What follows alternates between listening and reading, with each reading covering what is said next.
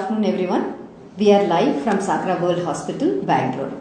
Today we have Dr. Alok Mohan Upar, the consultant neurosurgeon from the Department of Neurosurgery. Doctor is going to discuss with us and answer our queries on take care of your spine. Good afternoon, doctor. Good afternoon. Welcome to the program. Thank you. So there are some questions related to various aspects of spine health. Yes. Alright, first we'll start with the treatment and the pain management. Okay. The first question is, when one should consider meeting a doctor for their spinal issues? Basically the symptoms. Okay.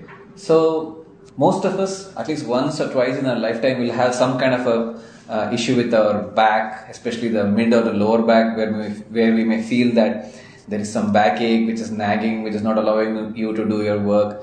It may last for a day or two, and it may subside on its own by getting back to normal lifestyle or taking some over-the-counter medications. So these are the kind of pains which resolve on its own. Okay. But you definitely need to meet a doctor when you feel that the pain is definitely limiting your activities of daily living. It's not allowing you to get back to your normal work. Apart from that, the pain is too severe for you to just do any activity at all, or if the pain is associated with any weakness of the limb where it prevents you from lifting or moving your limb or clutching onto objects. Okay.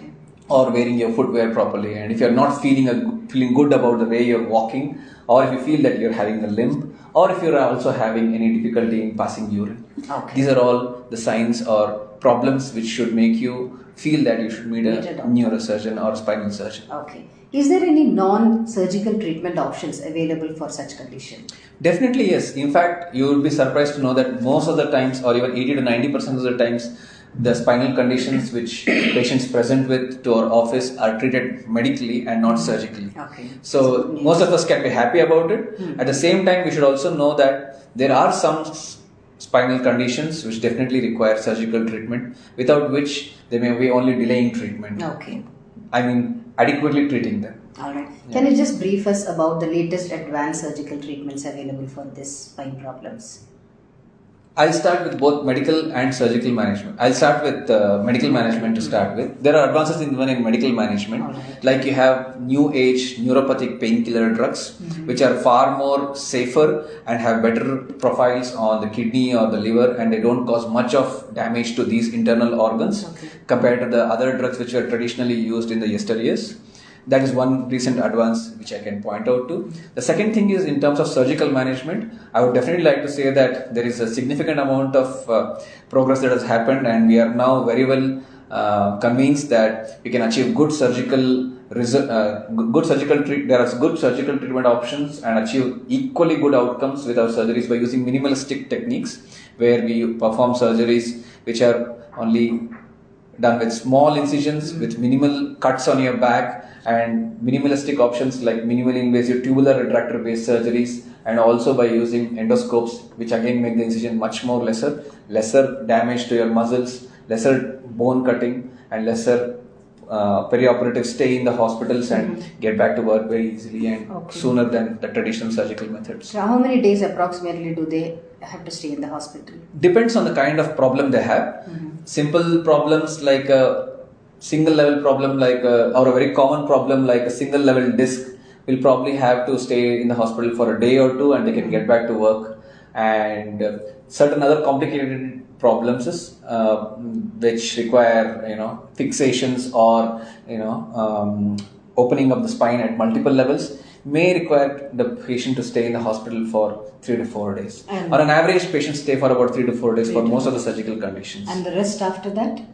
They may have to take rest for a day or two after that, and usually by the end of the week they should be able to get back to their normal work. And we have had a lot of patients nowadays who want to get back or eager to get back to work as early as possible, and we really promote it, because the sooner you start moving after surgeries, the sooner you get rid of the pain and sooner you get back to rehab themselves, they do very well in their professional lives. Okay, that's a very good news, because I think many of the patients, they delay the treatment thinking that they may have to take a long break from their work. Yeah, that's a notion, that's a common wrong notion that many of our patients have, that sometimes we get some patients in the OPD telling us that no, probably we'll delay this surgery because I have something important to attend, like my daughter's wedding or my son's marriage and things like that. They have to they probably delay the surgery and they reach a stage where the surgery becomes more complicated after many months or even sometimes years. Yeah.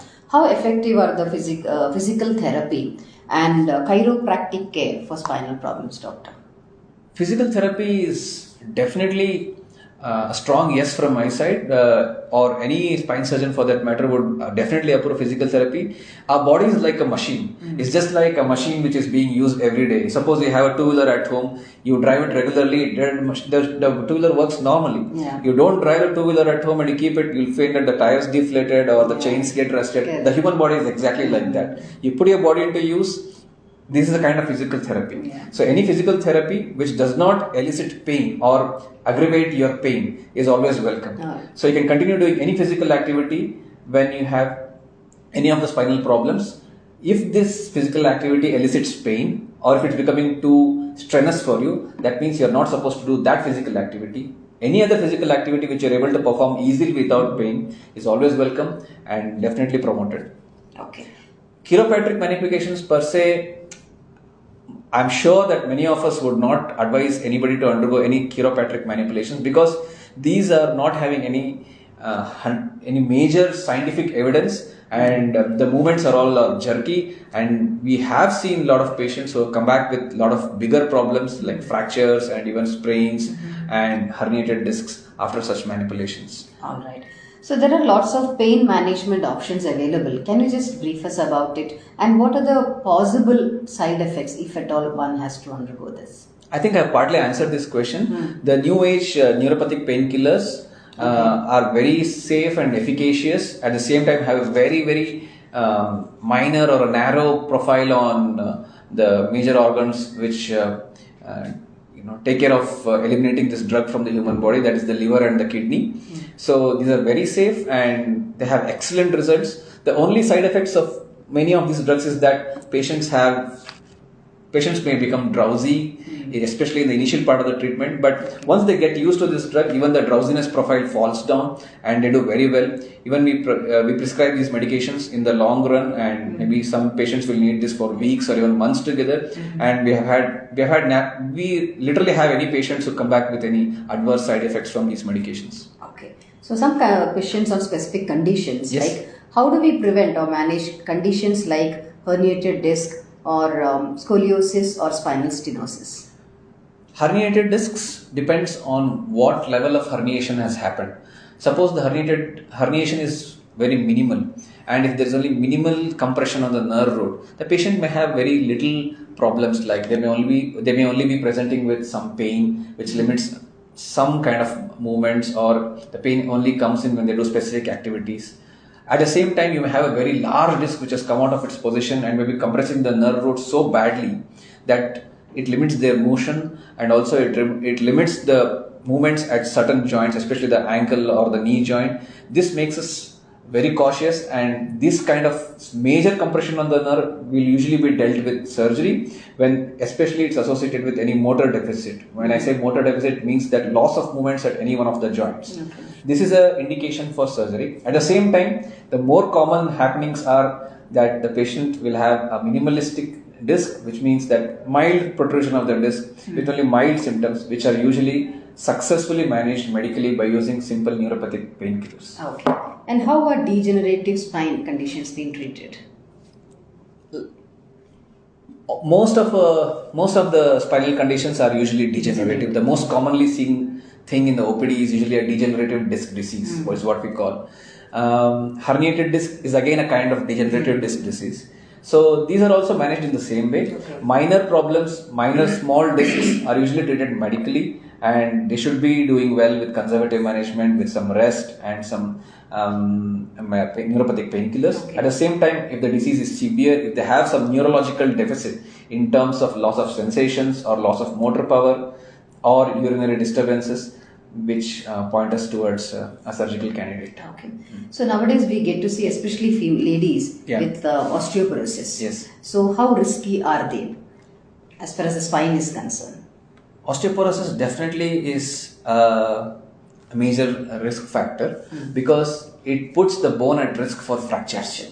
So, and fractures in the spine can be very painful. it can be dramatically painful that it limits the motion of the patient. They may not be even able to get out of the bed and do their activities of daily living. At this point, it becomes very critical to treat them. If the pain is not so severe and the fractures are not new ones, we always try with medical management. There are some new age drugs which successfully treat the pain arising out of this, and they try to strengthen the bones where they try to manipulate or change the direction of the bone laying mechanism, and they bring the bone laying mechanism into the fractured bones, and they create a condition or an environment where more of bone is getting laid into that fractured bone, and when calcium keeps coming deposit, will keep getting deposited in the bone, the pain eliciting structures or the nerve endings will get shunned over a period of time, and they get pain relief. But if the fracture is a new one and the patients are not able to move at all and the pain is very severe and not getting relieved with any of these medications, then we have surgical procedures which are again minimalistic procedures where we just pass small needle-like structures into the bone without opening up the entire spinal column, and then put cements or augment the height of these bones or the vertebra and create a cavity and we put cement there, which actually successfully treats the pain and also puts the patient back to normal activity very soon. Okay. So now there's some questions on lifestyle and activity. Yes. So this is maybe really sad for people who are into sports. Who lands up in spine problems. So would you recommend, or what are the sports would you recommend to avoid? Per se, for any normal human being without any spinal problem, any back pain, definitely I wouldn't advise anybody to stop themselves in engaging from any of the sports activities. In fact, it's always encouraged to be active. I always say to many patients that, why a child will never have a back problem, because a child sits here and jumps from here to there and there to here. So whenever your body is in use, when the bones, the ligaments, the muscles and all other structures are in use in a very active manner, you will hardly land up with any problems. The degenerative spine disease is just a matter of how lazy we become with age catching up on us. So a small kid will never sit in one place. He or she may never develop a spinal problem. But as we age older, when we reach middle age and older age, we limit ourselves from moving around, from jumping around, and that is how the degeneration just sets in, and we catch up with so many other lifestyle related problems and stop moving in a way where the body is not used to it anymore. Also, some other things that contribute to degenerative disease is our hydration and the kind of diet we have. I think we can talk about it as a separate topic in detail. So who are more prone to get back problem, doctor? Like which profession? So in my few years of experience, I just feel that I commonly see two or three sets of professions. One is the techies. So they are used to sit on chair and work on their computers for a long time. So I commonly see a lot of neck pain radiating to the upper limbs and the upper back in these patients. That's probably because the two big muscles of the back on the same muscle on either side, it's known as trapezius. They go into a state of spasm and they have this burning kind of pain or nagging kind of pain which happens in the back. So a simple thing that I all advise them is not to sit in one position or posture for a long period of time. So you can always move. You can take breaks at every 15 to 20 minutes, just take a 5 minutes break or do some small stretching exercises. Very minimalistic stretching exercises to stretch their shoulders and arms and get back to the normal work. Get back to work after say a 5 or 10 minute break. The only thing is to avoid your working table to be on a very high position. You try to keep the table as low as possible. In fact, the best position would be to work on a laptop, where you place the laptop literally on your lap, so that this muscle does not elevate when you lift your shoulders and work on a table. So the more relaxed your shoulder is, the less chances that you will develop any neck pain or damage any part of your spine in the upper spine. In the same time, lower back issues I see more commonly in drivers and people riding two-wheelers, and I always suggest them that you need to take breaks and try stretching out whenever you are able to, whenever time permits, and just take a break when you drive or even ride two-wheelers if possible. That is one strong advice that I have for them. So any physical activity specifically would you recommend to practice on a daily basis because I don't know whether it is fact or myth that yoga will help to a large extent. Okay. And like that, any exercise. What is your say on that? Definitely, any moment or any physical activity, whether it is yoga or just general stretching or just minimal movements or isometric neck exercises, which are like, you can just Google them and you'll find them, a lot of videos on YouTube or other social media platforms. Yeah. These are simple mechanisms to put all the muscles in action. Like I said again, it's just how actively you keep moving each and every part of your body. The more and more it's in use, the more habituated they are to cope up with the natural stresses that we encounter. Okay. The more equipped you are with the mechanism to deal with these stresses, the less chances that your spine will degenerate and you land in these problems. So keep moving your neck, keep moving all parts of your body, so that your muscles are always in the motion and they are ready to handle minor changes or some stressful situations. Like if your back muscles are strong, then probably your muscles may not go into spasm like conditions by doing regular activity. Okay. Suppose there is a person who is doing nothing and tries to sit for half an hour, he may land up with small backache or back niggle at the end of half an hour. But a person who is moving actively and is having regular exercises or doing stretching activities or any form of motion or any kind of regular activity which the muscle is used to, may land up in the same situation maybe after 1.5 hours. Okay. So he's able to cope up with the stresses in a better way than a person who never does any activity. They can't take stress for I mean, the muscle cannot take up that stressful activity. Okay. So now some questions on preventive measures. Yes. Do you recommend any frequent checkups or any investigations just to monitor their spine condition? Per se, no. If you don't have a backache, if you are just fine, there's no need for you to monitor. Okay. But yeah, there is one subset of patients that I would like to definitely specify is women in their postmenopausal period. So when they lose their natural hormonal supports, where they become more prone for osteoporosis and other conditions, to keep a check on their calcium levels and their bones by doing some blood tests. They can do blood tests, and also they can do, if at all they feel that there is any back pain or any new onset niggle in the back, they should always be wary of the fact that they may have some amount of demineralization or loss of calcium content in the bone that can happen. So they should be cautious about that, and they may seek medical help at that point of time. Otherwise, routine screening for back pain or back conditions per se is definitely not advisable, and it's not needed. That raises another question. Would you recommend any supplement for these women by default when they are in their 50s or late 40s? Can they start taking calcium? Yes, calcium supplementation is very well known and proven to be beneficial to women, especially in the postmenopausal period, and also in men who are crossing age of 60. We do advise them to take calcium supplements because the natural capacity of the body to absorb calcium and use it for mineralization and maintaining a good bone quality is definitely low compared to a young adult or a youngster. So definitely calcium supplements will add. And also, if we do find out that the patient is having some kind of difficulty in maintaining a good bone quality, we can also put them on other newer congeners, newer medications which help in fortifying the bone or the bone quality. Like you have modern medications like recombinant parathyroid hormone or denosumab and other new age drugs which actually deposit more calcium into the bone and they make it stronger. Okay. So is there any early warning signs which they have to be watchful about spine condition? Yes, there are quite a few, and I think I've already mentioned them. Severe backache or severe back pain which limits them from performing their activities of daily living, which does not subside on its own in a day or two.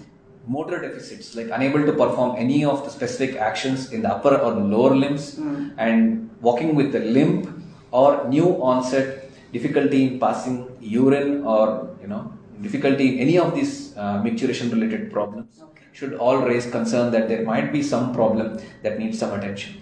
Okay. I think that takes care of most of the questions. Yes. So it was nice talking to you, doctor. Thank you so much for so much of detailed insight about spine condition. I am sure our viewers were beneficial out of it. Okay. Thank you, viewers, for joining on this talk with Dr. Alok. And any queries, any more questions, please put it in the comment box. Our experts will get back to you. Thank you so much. Thank you very Doctor. much. Yes, thank you very much. Thank you.